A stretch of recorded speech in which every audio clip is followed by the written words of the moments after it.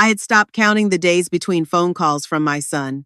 But somewhere around day 4 of silence, I noticed. It was a Tuesday in late October, and the maple tree outside my kitchen window had gone the color of a dying ember. I stood at the sink washing a single coffee cup, just one, always just one, and watched a leaf let go of its branch and drift down to the yard without any fanfare. No one to rake those leaves this year. I had tried last fall, and my hip reminded me for 2 weeks afterward that I was 73 years old, whether I liked it or not. The house felt very quiet, not peaceful quiet, the other kind. I dried my hands on the dish towel, the one with the little sunflowers that my granddaughter Sophie had given me 2 Christmases ago, and walked into the living room. The shelves along the far wall were lined with antique pieces I had collected over the years. A French mantel clock, a pair of Wedgwood vases, a brass lamp I had rescued from an estate sale in Hendersonville for $12, and later learned was worth considerably more. People who came to my house always noticed the things on those shelves. What they never noticed was that I knew exactly what each piece was worth, down to the dollar. My son Robert had always thought of my collecting as a harmless old lady hobby, like doing puzzles or feeding birds, something to keep me busy and out of trouble. He had no idea until that I had been selling pieces quietly through an online marketplace for 9 years, or that I kept meticulous spreadsheets of every transaction on my laptop, the same laptop he once offered to replace because he thought I only used it to read emails. I thanked him and told him mine worked just fine. The phone rang and I felt something lift in my chest before I even looked at the screen. It was my daughter-in-law Karen, Eleanor. Her voice had that particular brightness to it, the kind that costs effort. "I hope I'm not interrupting anything. Just standing in my living room," I said. "Perfect. Well, Robert and I were hoping you could come to dinner on Saturday. Nothing fancy, just family. We have some things we'd like to talk through with everyone."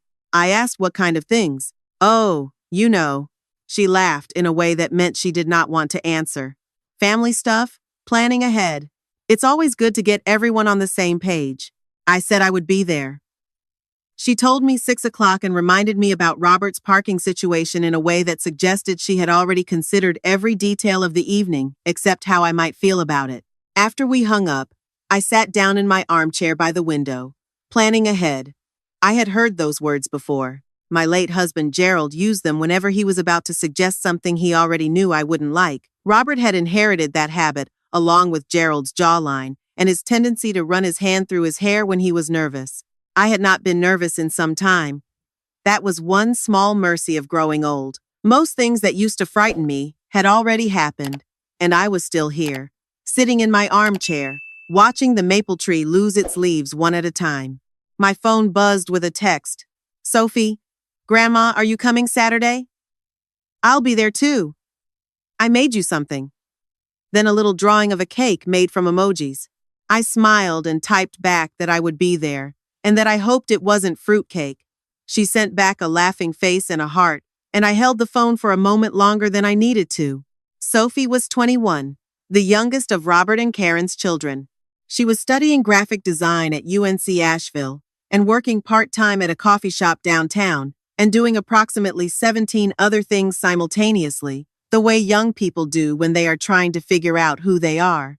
She called me twice a week. Sometimes she drove the 20 minutes to my house just to sit with me and go through old photo albums, asking about people I hadn't thought about in years. Her older brother Derek was 26 and worked in finance in Charlotte. He came home for holidays and spent most of the visit on his phone with the particular posture of someone who believed the room around him was beneath his attention.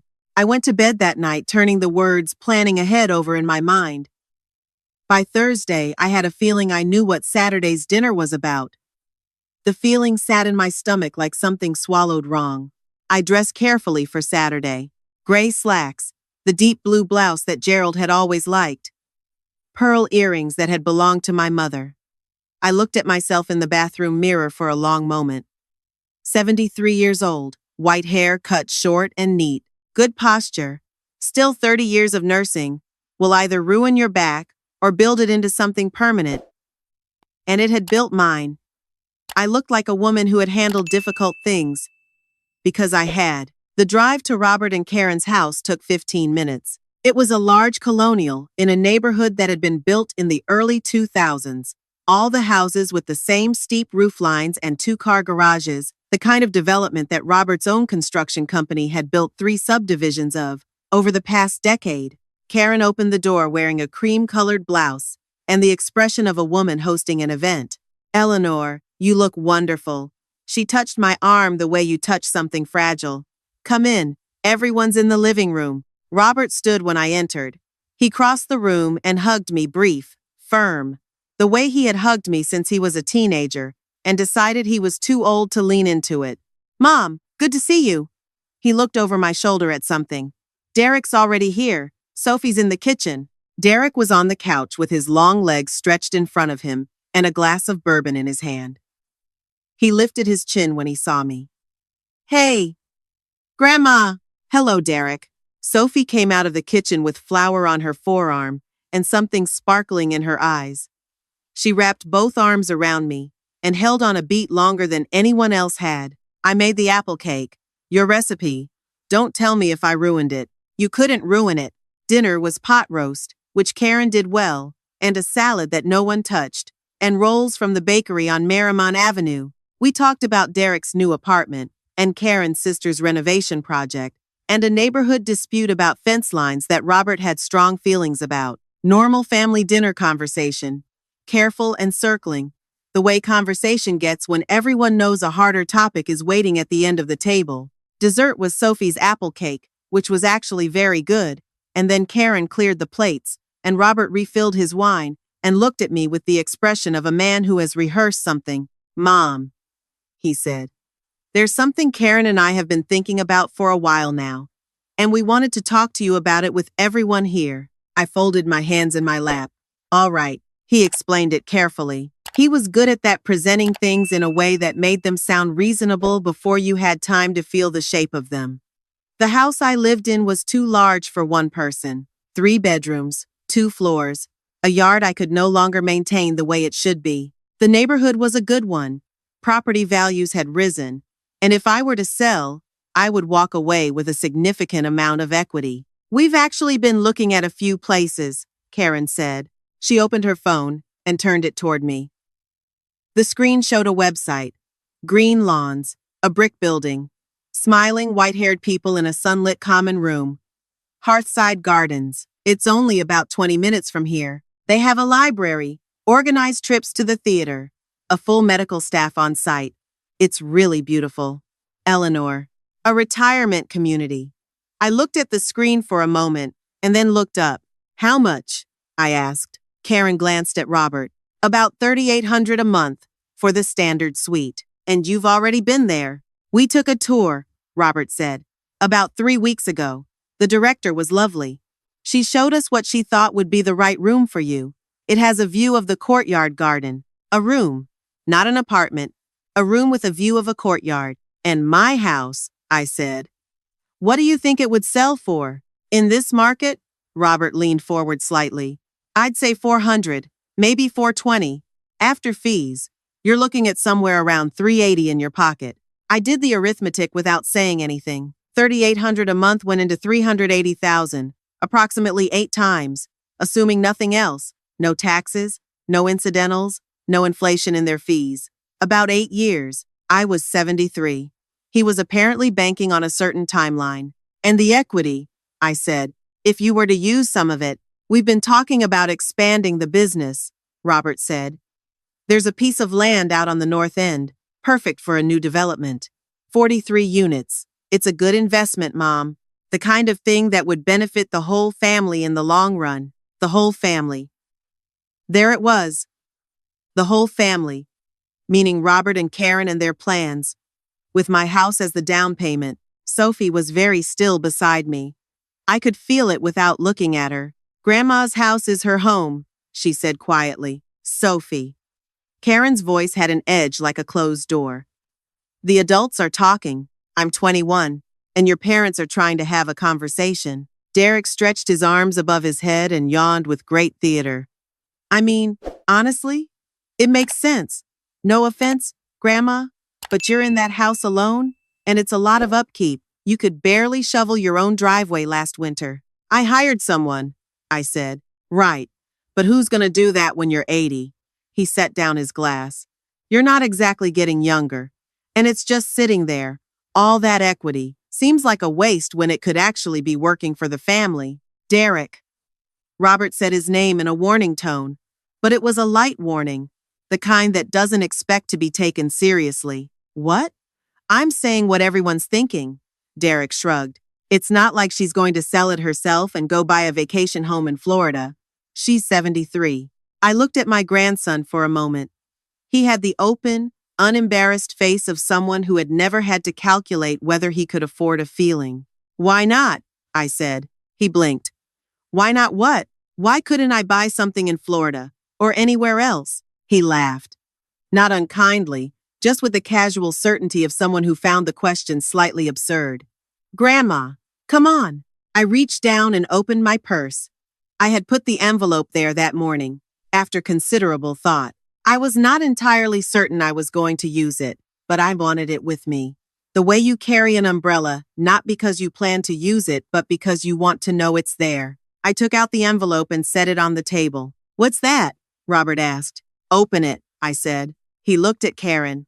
She gave a small, uncertain nod. He picked up the envelope, opened it, and took out the letter inside. It was from Crestwood Private Wealth Management, a summary of account holdings.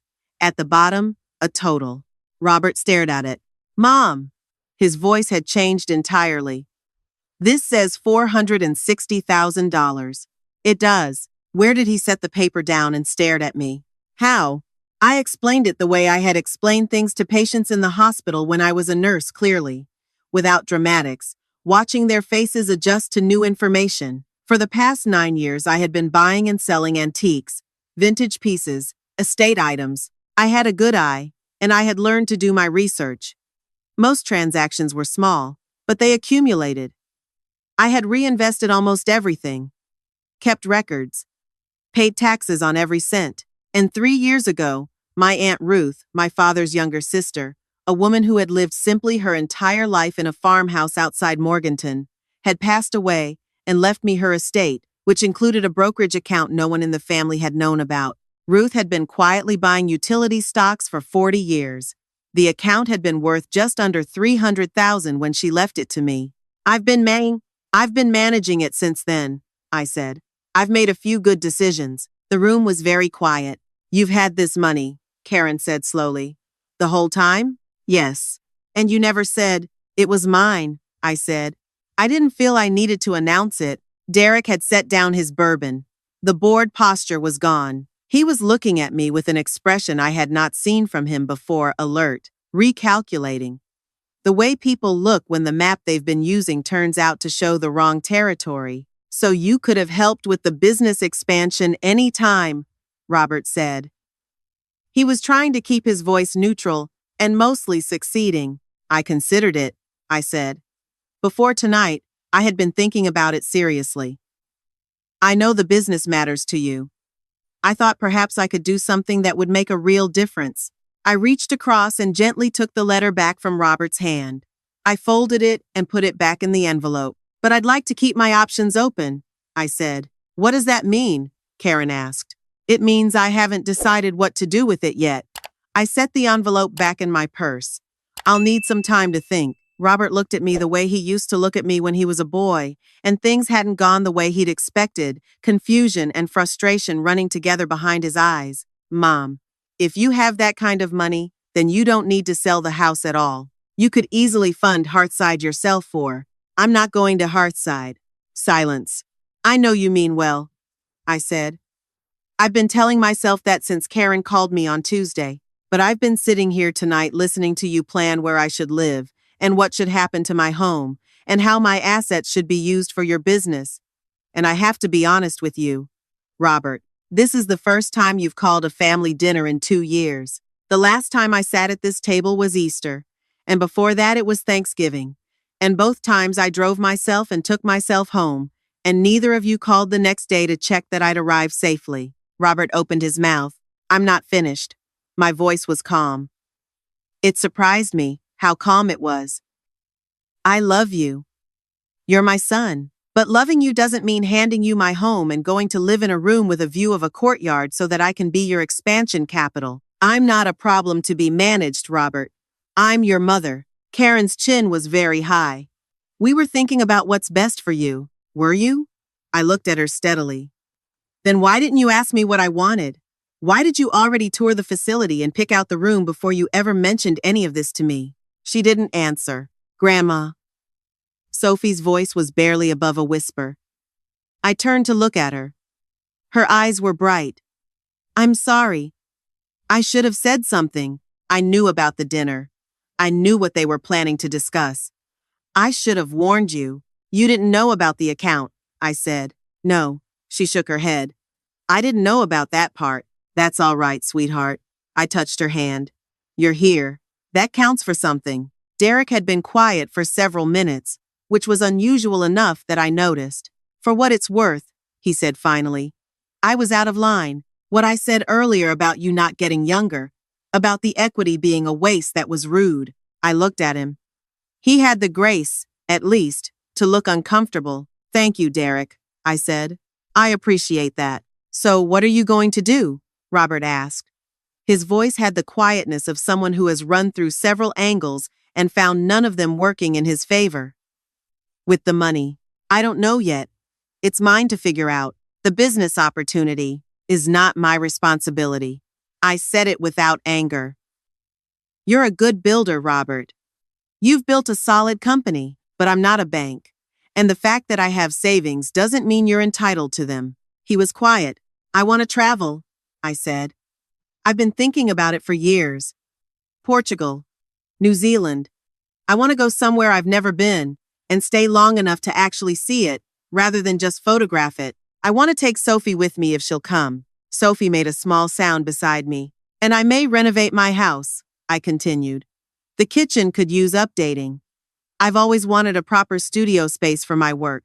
Nothing extravagant, but things I want, because I earned the money, and I'm allowed to want things. What about the family? Karen asked. The brightness in her voice was entirely gone now, replaced by something thinner. I'm the family too, Karen. I met her eyes. I've been the family for 30 years. I showed up when it was inconvenient. I drove 4 hours to sit with you after your mother's surgery. I spent 3 summers watching Derek and Sophie while you two traveled for the business. I was always here when you needed me. I would like, once, for someone to ask what I need. The room was very still. Robert set down his wine glass and looked at the table for a long moment. When he looked up, something in his face had shifted, not entirely, not permanently, but shifted. I hear you, Mom, he said quietly. Good. I stayed another hour. Sophie brought out the rest of the apple cake and we ate it without saying very much. The conversation found its way to smaller things. Derek's apartment, a film Karen wanted to see, the construction on I-26, normal things, a little careful still, but breathing. When I stood to go, Sophie walked me to my car. It was cold out, the kind of clean cold that comes in late October in the mountains, and the sky above Asheville was salted with stars. Did you always know? She asked. That they were going to ask you about the house? I suspected, I said, but I didn't know how much until I was sitting there. Are you really going to take me to Portugal? I laughed. The sound of it surprised me. How real it was. How easy. I'm seriously considering it. She hugged me at the driver's door, a long hug, both arms around my shoulders, her chin tucked down the way she'd done since she was small. I love you, Grandma.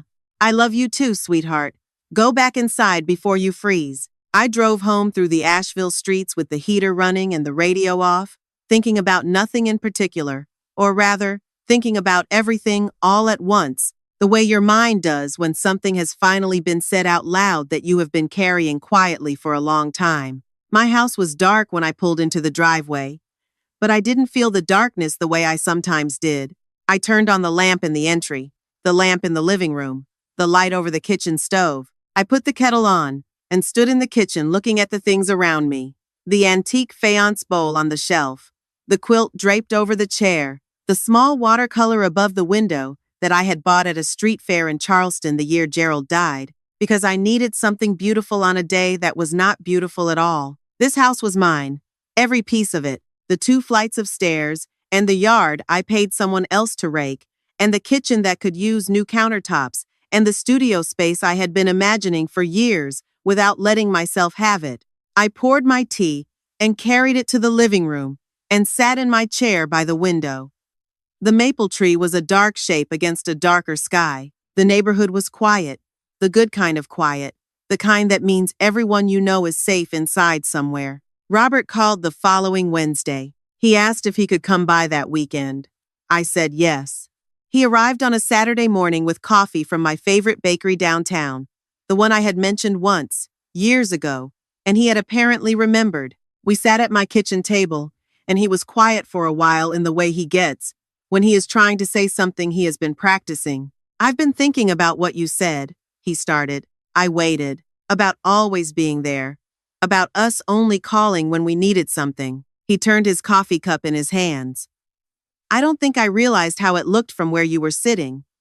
I thought because you never complained, it meant everything was okay." "I didn't complain because I didn't want to be a burden," I said.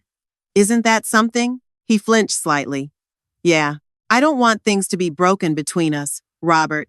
I want to have a real relationship with you, not a transaction." "I know. Do you?" He looked at me directly then. He had his father's eyes, that same dark gray, and sometimes the expression in them was so familiar, it still caught me off guard after all these years. "I'm trying to," he said. "I know that's not enough on its own, but I mean it." I believed him, part way. The other part would need to wait and watch, the way you watch the weather, before deciding what to wear. I had learned patience the hard way, as most things worth knowing are learned. We talked for 2 hours, about the business, about Gerald, about a trip Robert had taken with his father when he was 12 that I had never heard the details of, because Gerald had been private about certain things, and Robert had simply never thought to tell me. It was the longest conversation we'd had in years that wasn't about logistics. When he stood to leave, he paused at the front door and looked at the shelves in the living room. "These are all antiques?" "Most of them." He studied the French clock. "They're nice, Mom. I never really looked at them before." "No," I said. "You never did." He left, and I stood in the doorway, watching his truck back out of the drive. And I felt something that was not quite forgiveness, and not quite distance, but something in between. Something more honest than either. A door left open, an understanding that the future would depend on what was done with it. Sophie came that Thursday after her classes, the way she had started doing since the dinner. We sat in the backyard in our coats, with cups of hot cider and a blanket across our knees, and I told her about a trip I had been reading, about a 2-week itinerary through Lisbon and the Alentejo, ending at a small coastal town I'd seen in a travel magazine years ago, and cut out and kept in my bedside drawer. Sophie pulled out her phone and looked it up and said it was still there, the coastal town, with a small inn overlooking the water. And the reviews all mentioned the sound of the Atlantic, at night, through open windows. "Could we really do it?" she asked. "I've already looked at flights." She turned and stared at me. "I found a photography workshop there," I added. 3 days in the middle of the trip. "I thought it might interest you." She made a sound that was halfway between a laugh and something else. "Grandma, I know you don't love your major," I said. "I know you're doing it because your father thinks it's practical. I won't tell you what to do, that's not my place. But I'll say this once and then leave it alone. If there's something else you want to study, something that actually belongs to you, I would like to help you do that. Whatever it costs." She was quiet for a long moment, looking at the yard, the bare branches of the oak tree at the far end, the bird feeder I'd filled that morning. "Photography," she said finally. "That's what I'd choose, if I could choose." "Then that's what you should study. Dad will say it's not practical." "Lots of things aren't practical," I said. 30 years ago, I used money I couldn't really afford to buy a French clock at an estate sale because I thought it was beautiful and I wanted to understand why. I've sold 12 of them since then, and made money on every one. Impractical things have a way of surprising people. She laughed, really laughed, and leaned her head against my shoulder the way she used to do when she was small and staying the night at my house. When Gerald was still alive, and the world was a different size, we stayed outside until the cold finally drove us in. And then we stayed inside until nearly 10, looking at photographs on her phone of coastal towns and old cameras, and the salt-bright light of the Atlantic in autumn. I was 73 years old. I had raised a son alone after his father died, and worked 30 years in hospital corridors, and learned to read auction catalogs like other people read novels, and managed my own money quietly and well, and never once asked anyone to praise me for it. I was not done. I was not a problem. I was not a room in someone else's plan. I was a woman with $460,000, a passport that needed more stamps, a granddaughter who wanted to photograph the world, and a kitchen that was finally going to get new countertops. And when I turned off the lights that night and went upstairs to bed, the house felt exactly the right size.